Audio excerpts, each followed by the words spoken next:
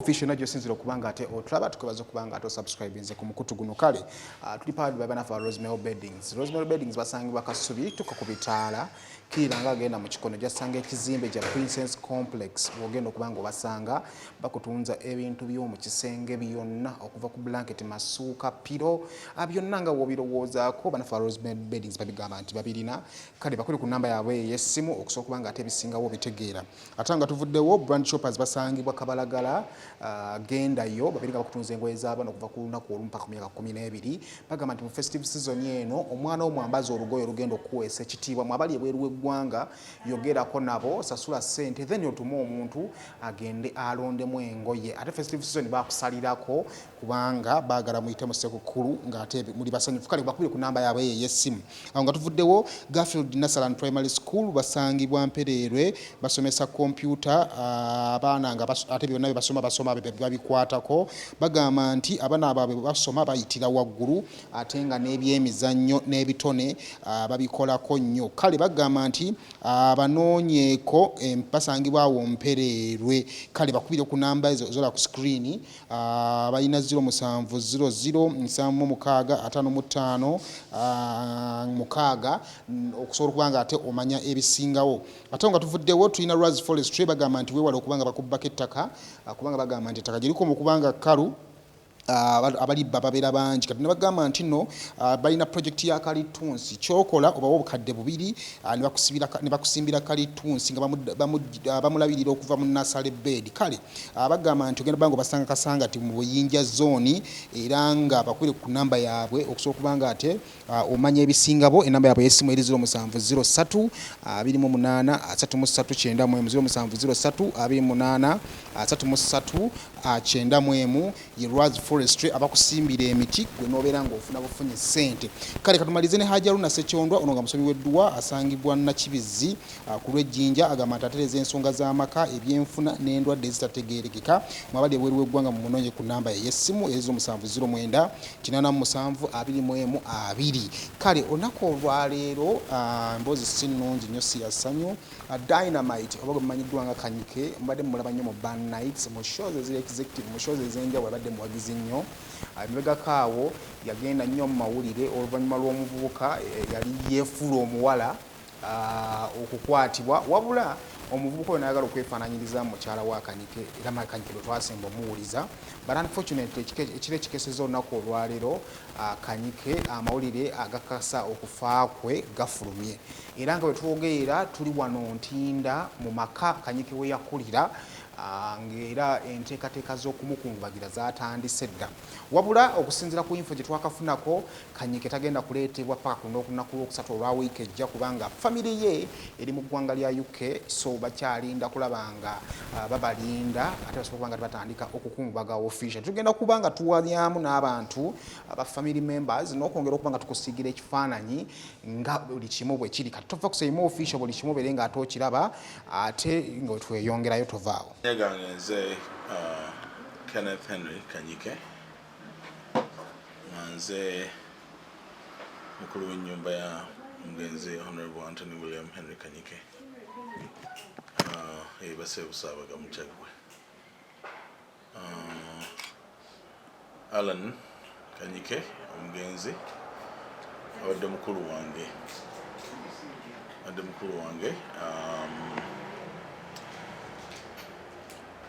naye ng'ate nze nasikira kitange sabadde mutabani wange era so yatugenzeko eggulo sanga 11 badde mu ddwaliro mala wiiki ng'emu lunaku nga 5 nga yagendayo ekimuluma okusinga yali high blood pressure ye yambuka nnyo n'amaanyi genda okutuuka mu ddwaliro ne bamukola CT scan ne basanga nga afunye stroke gye bayise hemorrhagic stroke yamukuba mu mutwe naye nasigala nga aluma omutwe nabagaa nti badde mu scan ne basanga waliwo emisibo emirala najjo nga giri blocked abalooza nti bwe ginaayabika giyinza omukosiza ddala oba n'okufa ate ne bagamba nti okumulongoosa basobola okukikola naye nga tebakikolera wano mu Uganda basobola kikolera awangu ennyo okumpi e Nairobi mu Aga Khan oba e India oba e Bungereza Alan abadde mutuuze oba e Bungereza so system nezitandika okukola okugezaako okutwala Alan e Bungereza kyali ekizibu nti passport ye yali expiring e Bungereza nga tulina nga tukolagana n'abantu bangi okulaba nga kigikola mu bwangu naye tekyasobose kugamba nti yatuuka ekiseera amaanyi ne gamuggwamu n'aba nga ki nga ateekebwa ku ICU basawo ne bakola kyonna kyonna ekisoboka okulaba nti bamuzza engulu yafuna ebintu bingi kugamba nti ebizze ebimukwata ate bwabiridde mu mbeera ne ya pressure nebijja byamukoseza okutuusa bweyafunye bweyasirise so generally Alan yatuvudde ku maaso Alan abadde gamba nti ffe mu family yabadde atugatta ng'abooluganda nga ye muntu gwe twenyumirizaamu ennyo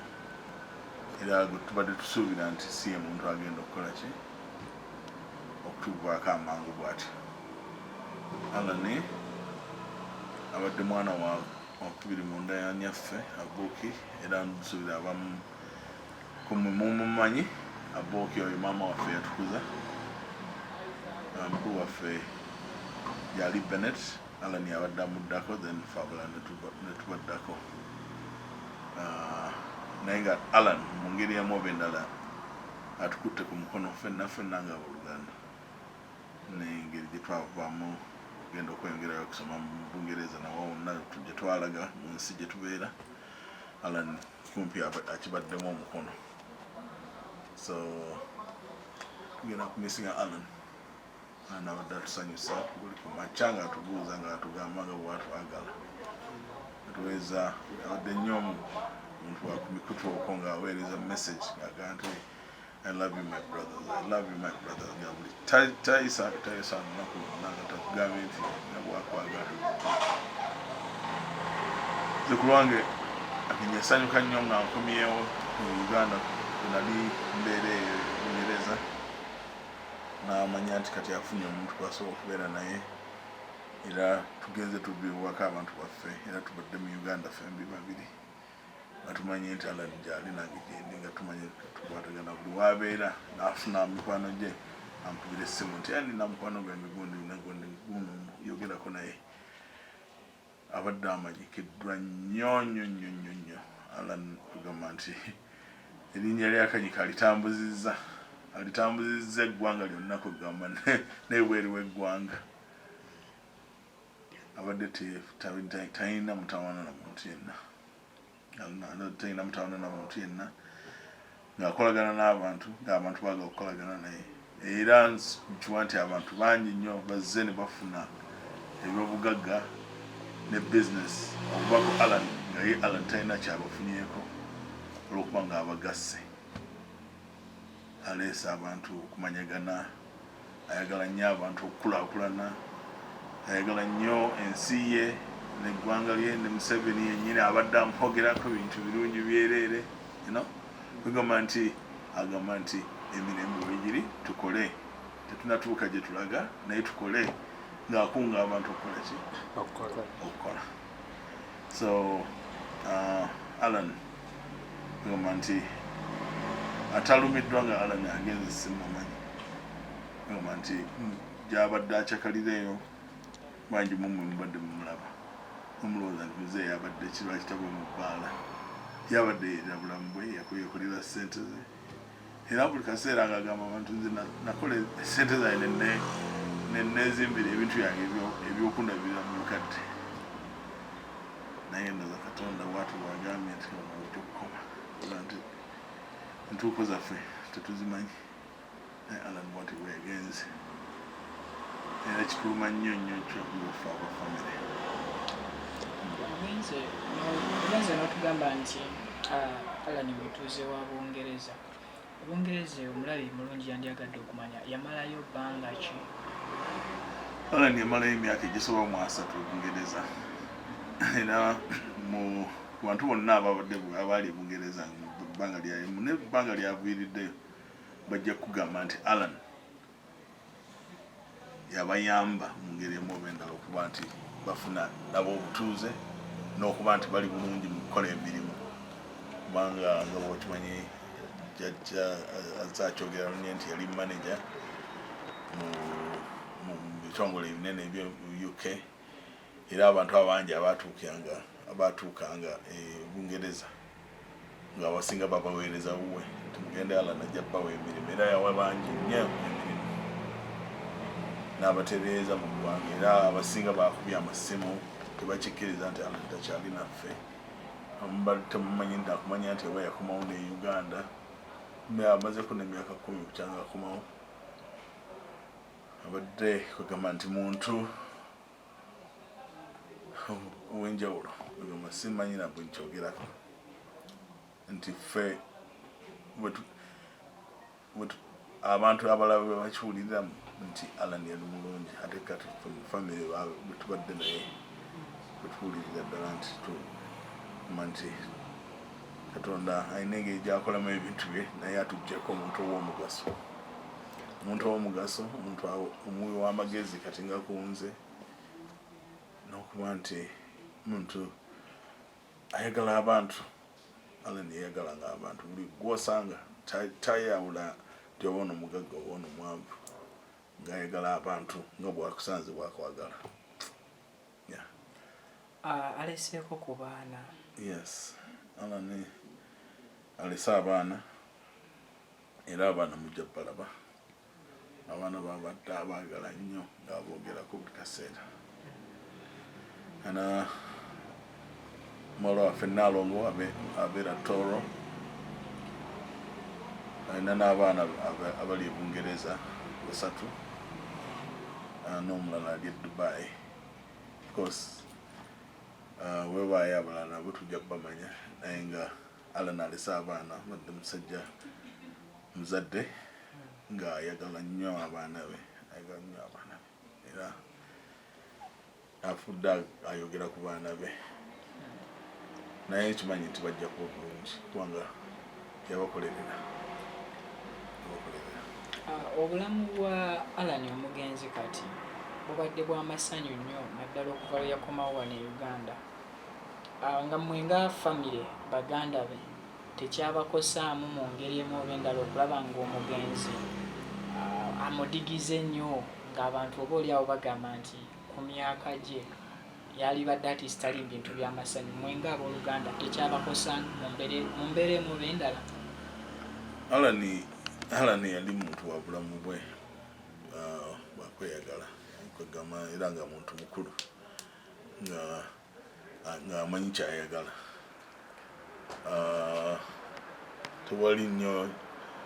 kuffe kyetuyinza kugamba nti Alan of course mu ngeri emu oba endala omukomako n'omugaa nti obakendeza mukko bwoti ne bwoti naye ng'omuntu omukulu omuleka n'akola kyayagala naye ng'ate omuyamba okukimoderatinga kugamba nti n'ataba nti akikola okiyitiriza naye era Alan we yagendanga okucakala yogeranga naffe nga nti leero ngenda gindi netumanya wawaali netumanya nti ali mu mikwano gye era nga tugamba nti abantu bamwagala nsuubira era baali bamwagala nsuubira bali tebamulimba kubanga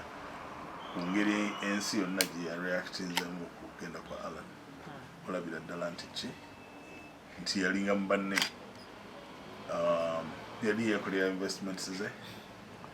nga n'endala zaadde ateekateeka okukola nga zimuyamba okubeerawo obulamu nga bwabwagala nga yagamba nti kati no pun intended naye ngaaga nti obulamu ndibuliira mu ntaana kati mwagala abuliire mu ntaana ekyogeranga nnyo ekintu ekyo nze obulamu ndibuliira mu ntaana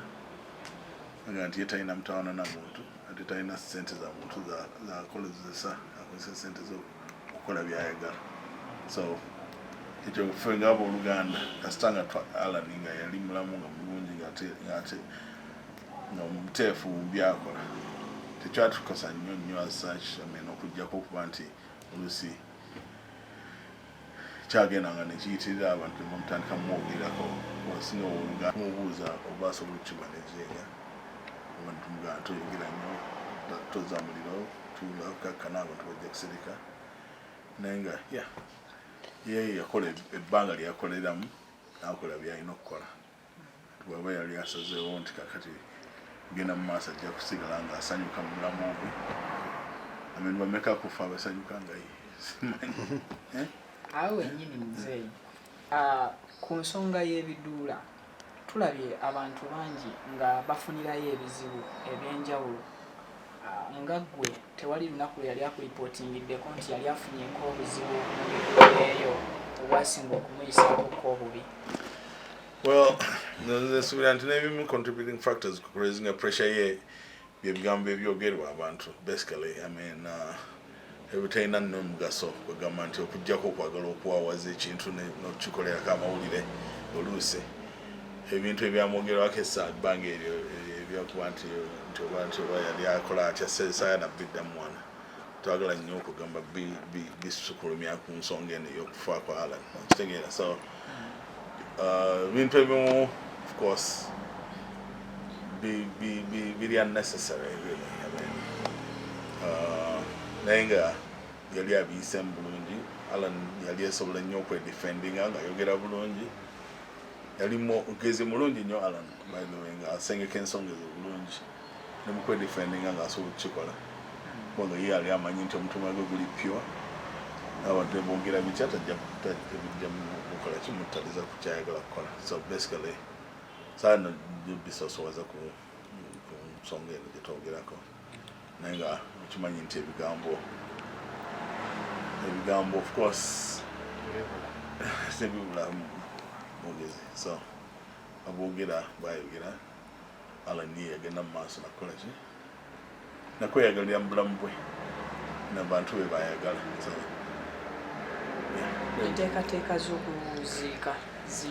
well, tentatively, in a tentative plan, yakuzika Alan Gabiri Momwenda, Jakuba Thursday. Nakutulu Nakonkulu, teaching of Chugu Deco, Sigan, so chip planning. Alan Ainabana, Bali, Evelyn Nebway. Finger family to Chilunde. Twagala tubawo obudde abana asobola okweteekateeka basobola okutambula tulaba nti ebbanga eryo liyinza okubayamba abamu beetaaga okufuna visa okuyingira mu Uganda abamu beetaaga okunoonya ticket okimanyi nti munakonkulu ticket za buseere gamba nti Christmas nayo yineza abantu balina enteekateeka zaabwe okuba nti batambula abamu bagenzi nadda bakuba amasimu naye tukola tutya twayagadde okumu arrest kubanga yarrestinze amangu naye ate netwagala okuwa opportunity abantu abalala nabo babiri nga bali participating mu nsonga eno twalowooza tumuteeke ku Christmas ndigamba nti Christmas kiyinza obutasoboka abantu kuba nti batambula ne bajja ntubeera nabo mu kusibula Alan tulowooza ku lwokubiri tulowooza nti ennaku abantu bajja kuba bakyali kweteekateeka era kujja kuziika ate bonafuna visa oba embassy zinabanzigale tiketi za busentu kandi nga 29 kiyinza okukola kubanga kijja kuba kiwadde abantu ebbanga okweteekateeka so tugenda kukolagana n'aba funeral home batuyambe bamututerekere tumuziike olwo tugenda kwega mukuma olumbe oli official tujja dukumira wano tuli mu nyumba yaffe eno ya Alan mwe yakulira tujja kubaayo n'okusaba tuteekateeka okukolagana ne St Charles Wanga parish yaffe Alan mwabadde parishioner y'Abakatoliki wano then amale omulambo gusula wano ku 3 nga 28 ku Mulumbe Nkeera nga 29 tugende tusabireko ku kijja ebusaabaga mu Kyaggwe Ukyamira Lugazi then tumuziki kwolo moyo gwa Alan gumule mirembe moyo gwa Alan gumule mirembe Alan atugenzeeko